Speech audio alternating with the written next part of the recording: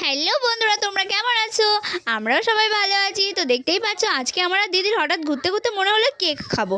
তার জন্য আমি এখানে দোকান থেকে কিনে নিয়েছি ময়দা, বেকিং পাউডার আর দুধ আর একটা কফি আর দুটো ডিম নিয়ে নিলাম। তো ডিমটাকে ভালোভাবে ফাটিয়ে একটা আমি ব্লেন্ডারের সাহায্যে ভালোভাবে ব্লেন্ড করে নেব। তো বন্ধুরা, এটা ভালোভাবে ব্লেন্ড করার পরে এক বাটি পরিমাণ আমি চিনি অ্যাড করে নিলাম। চিনিটাকে ভালোভাবে ব্লেন্ড করে নেবে। এখানে আপনাদের স্বাদ মতো আপনারা চিনি অ্যাড করতে পারেন। তো চিনিটাকে এমনভাবে ব্লেন্ড করতে হবে তাতে যেন চিনির দানার পরিমাণ না থাকে, একটুও দানার পরিমাণ থাকলে চলবে না। তো আমি এটাকে ভালোভাবে ব্লেন্ডিং করছি। তো বন্ধুরা, দেখতেই পাচ্ছ আমার ভালোভাবে ব্লেন্ড হয়ে গেছে, এর মধ্যে একটুও দানার পরিমাণ নেই। আর আপনারাও চিনির দানার পরিমাণ রাখবেন না, ঠিক আছে বন্ধুরা? এর মধ্যে এবার আমি রিফাইন তেল অ্যাড করে দিচ্ছি। তো রিফাইন তেলের পরিমাণটা দেখতেই পাচ্ছ কতটা আমি দিয়েছি। এবারে আমি 2 চা চামচ মতো এখানে বেকিং পাউডার অ্যাড করে দেব।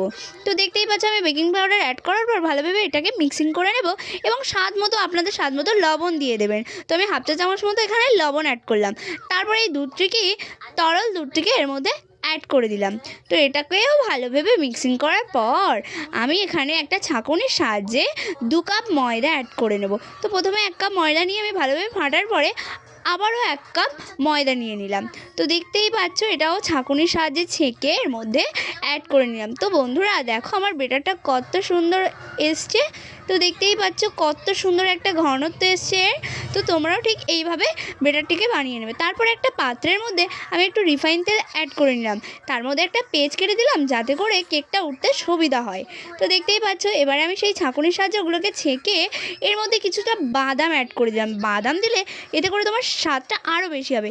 একটি ক্লাসিক চকলেট নিয়ে সেগুলোকে টুকরো টুকরো করে এর উপরে আমি ছড়িয়ে দিলাম। তো বন্ধুরা দেখতে পাচ্ছ কত সুন্দর এসছে।